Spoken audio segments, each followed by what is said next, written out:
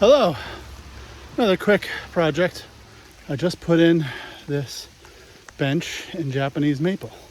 I'll explain that in a second. Welcome back. And I know we can never rest, so I always try my best.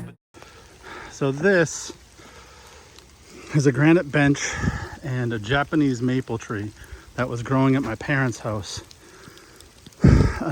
before, when my father died. Long before he had put that bench, he had a koi pond and he put that there.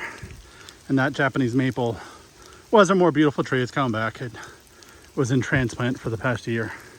But I finally found a place to plant the tree, and that's what kicked off everything. So if you see, it's in line with all those trees down there that way. But then also, it's in line with these two oaks pointing to the house. And because I love symmetry, I thought that was kind of neat. So if we do any changes to the property, expansions, change the house, driveway, whatever, most likely nothing's ever going to happen in this spot this close to the road. So, and this was all new loam I had put down last year. It's part of my whole regrading project. It's a little bit of a wheel memoriam for my father.